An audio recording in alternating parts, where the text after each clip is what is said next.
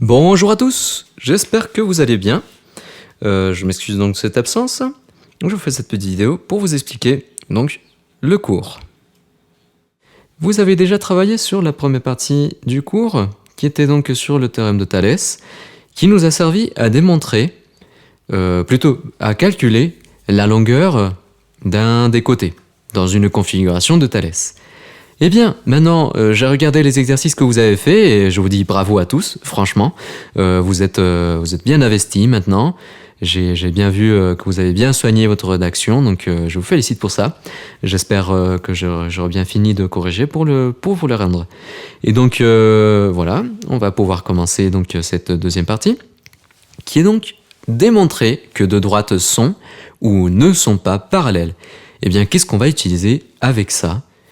Et on va utiliser ce qu'elle s'appelle la réciproque du théorème de Thalès. Eh bien, déjà, qu'est-ce que ça veut dire réciproque ? Ça veut dire qu'on va prendre notre théorème, mais en fait la conclusion va être notre point de départ, et puis le point de départ qui était au début, c'est notre conclusion. Eh bien, justement, vous allez regarder.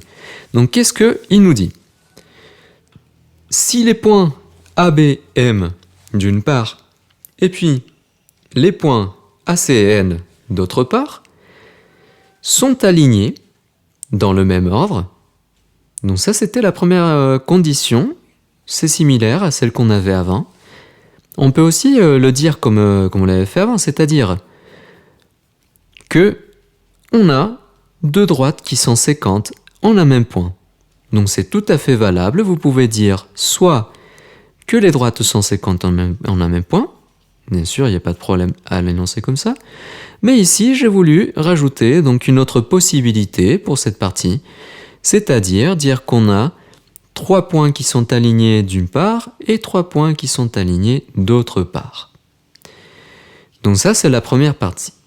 Et deuxième partie, si on a une égalité de Thalès, donc ici je l'écris petit sur grand, égale petit sur grand, alors, conclusion, les droites MN et BC sont parallèles. Donc vous voyez, c'est justement dans le sens inverse que le théorème. C'est-à-dire dans le théorème, on avait nos points qui étaient alignés ou les droites qui sont séquentes en un même point. Puis on avait dit, on a les droites qui sont parallèles. Donc, d'après le théorème de Thalès, j'ai cette égalité. Mais alors, dans cette partie, dans la réciproque, justement comme je vous disais, ici on va faire le chemin inverse, eh bien je commence pareil avec les droites qui sont séquentes dans le même point ou les points qui sont alignés dans un certain ordre, et puis l'égalité de Thalès. Donc, conclusion, les droites sont parallèles. Donc regardons ici la rédaction. Donc, on souhaite démontrer que les droites EF et BC sont parallèles. Donc voici l'exemple. On a une configuration de Thalès sous la forme de triangle emboîté, c'est-à-dire un triangle qui est à l'intérieur d'un autre triangle. Et ceci, on l'avait déjà regardé ici. Donc voilà, on a la même configuration de triangle emboîté. Donc on peut utiliser le théorème ou la réciproque de Thalès. Sauf qu'ici, on nous dit, on souhaite démontrer que les droites sont parallèles. Qu'est-ce qui nous permet de faire ça ? C'est la réciproque. Donc, pour pouvoir utiliser la réciproque, qu'est-ce qu'il nous faut ? Il nous faut, comme sur le théorème, il nous faut énoncer les parties essentielles avant de pouvoir utiliser le théorème. Donc, quelles sont ces parties essentielles ? C'est justement dire quels sont les points qui sont alignés. Ou sinon, comme je vous ai dit, vous pouvez dire quelles sont les droites qui sont séquentes. Donc dans cet exemple, on va expliquer quels sont les points qui sont alignés. Donc, dans cette figure, on a d'une part, c'est-à-dire ici d'un côté, les points A, E et C, puis d'autre part, d'ici de l'autre côté, les points, eh bien quels sont les points A, F et B. Donc on va les écrire ici. Tac, tac, tac. A, F et B, voilà, qui sont alignés dans le même ordre, c'est-à-dire AEF et puis AFB. Deuxième partie, deuxième clé pour pouvoir ouvrir la porte à la réciproque du théorème de Thalès. Donc, c'est vérifier qu'on ait bien notre égalité. Je vais la calculer partie par partie, d'accord? Pourquoi? Parce que moi, je veux prouver que j'ai une fraction qui est égale à l'autre fraction. Donc, on va les calculer de façon indépendante. Donc ici, je me rappelle sur comment c'était l'égalité de Thalès. Donc, c'était à partir du point en commun, ici, donc c'était le point A. Donc je vais partir dans les deux droites qui sont séquentes. Donc petit sur grand C, AE sur AC. Et puis de l'autre côté, on a AF sur AB. Voilà. J'aurais pu bien aussi écrire EF sur CB. Or ici, on ne nous donne pas ces informations-là, donc je l'ai omis. Je ne l'ai pas mis. Donc, AE sur AC, ça fait quoi? Ça fait 5 sur 7. D'accord, on est content. Ça, c'est une fraction irréductible. Le nombre 5 et 7 sont premiers entre eux. Et puis, on va voir à quoi ça fait AF sur AB. Donc, on a AF qui est 4 cm. Et puis, AB qui est 5,6 cm.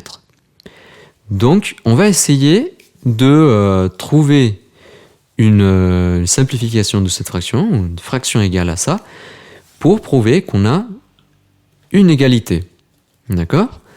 Donc, par combien on peut le calculer? Ben déjà, ici en bas, ça m'embête un petit peu qu'on ait une virgule.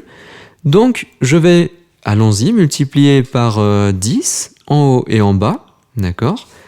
Donc, on aura 40 sur 56.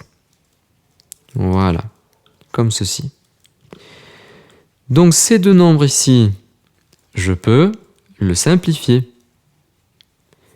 Eh bien, comment? Quels sont les diviseurs en commun? Eh bien, 56 et 40, ils sont les deux multiples de 8. N'est-ce pas? Si justement, on fait tous les diviseurs de ces nombres-là, donc 40, il est divisible par 2, enfin, par 1 et 40, il est aussi divisé par 2, par 20, par 3, il n'est pas divisible, par 4, oui, et donc par 10 aussi, par 5, oui, donc c'est 5 et 8, parce que c'est 5 fois 8, par 6, non, par 7, non, et par 8, on l'a déjà. Donc en fait, c'est 40, c'est 5 fois 2. 5 fois 2, oula. Donc c'est 5 fois 8. Voilà. Et puis, 56, est-ce qu'on a 5 fois quelque chose ou 8 fois quelque chose? Eh bien oui. 56, c'est quoi? C'est 8 fois 7. Eh bien, j'ai une fraction qui peut se simplifier. Parce que j'ai un multiple en commun, le 8. Donc, je barre le 8 au numérateur et je barre aussi le 8 au dénominateur. Et bien alors, ça fait quoi? AF sur AB, ça fait 5 septièmes. Miracle. C'est la même chose que AE sur AC. Donc, je dis que tout ça, c'est-à-dire AE sur AC est égal à quoi? Est égal à AF sur AB. Eh bien, qu'est-ce que ça veut dire? Ça veut dire que ça respecte l'égalité de Thalès. Donc petit sur grand dans le sens où je l'ai fait. Vous pouvez tout à fait le faire grand sur petit. Et donc ça me permet de dire, d'après la réciproque du théorème de Thalès, donc ça c'est la conclusion, les droites EF, ici, et BC sont parallèles. Voilà, donc c'était la démonstration pour que deux droites sont parallèles. Alors, petite remarque, justement, comme j'ai dit lors du calcul, eh bien on calcule les rapports séparément. Les rapports, c'est-à-dire AE sur AC, et puis AF sur AB. Pourquoi? C'est afin de les comparer. Donc il faut que les deux conditions, l'égalité des 3 ou 2 rapports et l'ordre des points, soient vérifiées pour conclure le parallélisme. Donc justement, on calcule ça séparément pour prouver que ces deux égalités sont, ces deux fractions, ces deux rapports, ils sont égaux. Et donc bien évidemment, il faut dire qu'on a nos points qui sont alignés ou, comme je vous ai dit, les droites qui sont séquentes ont un même point. Et puis, si l'une des conditions n'est pas vérifiée, généralement ce sera l'égalité, si on n'a pas l'égalité, eh bien qu'est-ce que ça veut dire? Ça veut dire que les droites ne sont pas parallèles. Exemple ici. On va démontrer que dans cette figure, les droites AC ici et puis DE ici ne sont pas parallèles. Donc on commence toujours comme d'habitude. En premier, les points qui sont alignés ou les droites qui sont séquentes. Donc ici, j'ai commencé par les points qui sont alignés. Donc on a les points ABD d'une part et les points EBC d'autre part, qui sont alignés dans cet ordre. Donc ici, vous voyez, on a la B qui se répète, c'est le point en commun, c'est l'intersection entre les deux droites, donc les droites AD et EC. Puis, donc deuxième partie, justement, je vais calculer mes deux rapports. Donc ici, petit sur grand, donc on commence par cette droite, la droite AD. Donc petit, ça sera AB ou BA. Et puis grand, ça sera BD. Ça fait combien? Ça fait 6 sur 8. Je simplifie la fraction. Ça fait 3 sur 4. Et puis, donc je passe à l'autre droite. Et bien ici, qu'est-ce que j'ai? J'ai aussi petit sur grand. J'ai BC sur BE. Ça fait combien? Ça fait 7 sur 9. Et puis, qu'est-ce qui passe? En fait, cette fraction n'est pas égale à cette autre ici. Donc, je conclus que les fractions ne sont pas égales.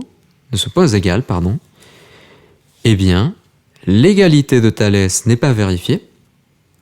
Donc, les droites F, G, petite erreur.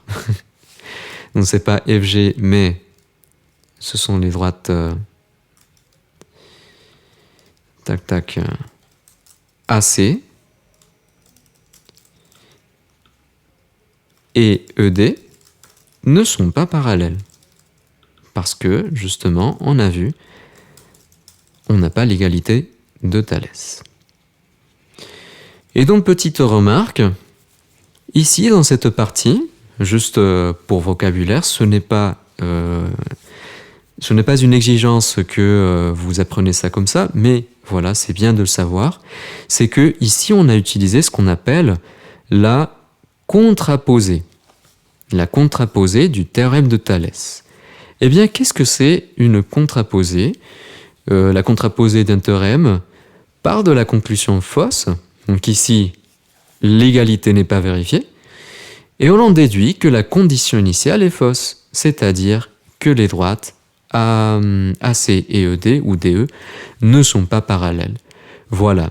Donc moi, je ne vous oblige pas à utiliser justement ce mot, contraposé.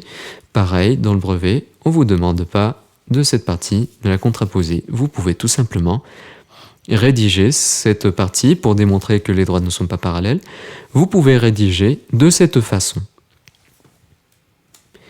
Eh bien, pour vous entraîner, je vous demande de faire les exercices 44, 27 et 30.